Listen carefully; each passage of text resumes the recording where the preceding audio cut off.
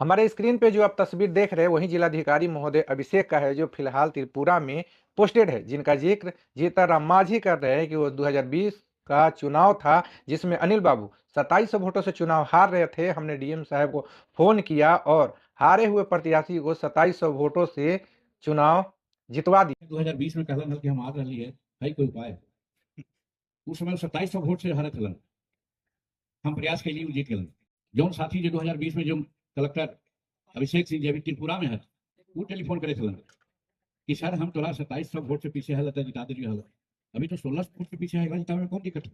जैसे ही जीतन राम मांझी का यह बयान सामने आया, राजनीतिक गलियारों में तहलका मच गया। इंडिया गठबंधन के जो घटक दल के जो तमाम नेता है, जो पार्टियां है, वो निर्वाचन आयोग से सवाल पूछ रही है। 2020 के चुनाव में देखा भी गया है कि 2020 के चुनाव में जो प्रत्याशी है चुनावी मैदान में थे, कहीं 16 वोट से हारे तो कहीं 20 वोट से हारे, कहीं 30 वोट से हारे, कहीं 50 वोट से हारे, कहीं 500 वोट से हारे।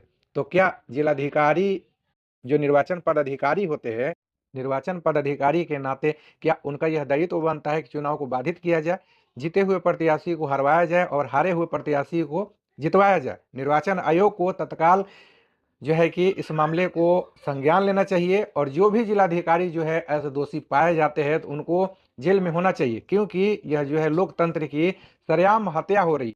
25 के जो चुनाव हुआ है, इस चुनाव में भी गड़बड़ी हुआ होगा, क्योंकि जीतन राम मांझी जब से यह बयान दिए हैं उनके बचाव में एनडीए के जो तमाम नेता है इस बयान को तोड़ मरोड़ के मीडिया में बयान दे रहे हैं।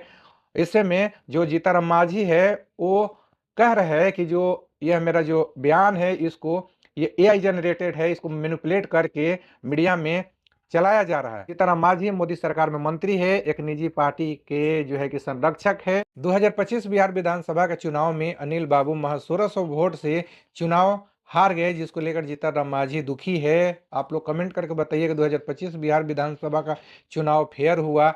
एक जिलाधिकारी निर्वाचन पदाधिकारी होता है, क्या उनकी भूमिका यही है कि हारे हुए प्रत्याशी को चुनाव जितवाया जाए, जीते हुए प्रत्याशी को हरवा दिया जाए? क्या ऐसे जिलाधिकारी पर राज्य निर्वाचन के द्वारा कार्रवाई होनी चाहिए या नहीं होनी चाहिए? आप लोग तमाम प्रतिक्रिया कमेंट बॉक्स में कमेंट करके जरूर दीजिएगा।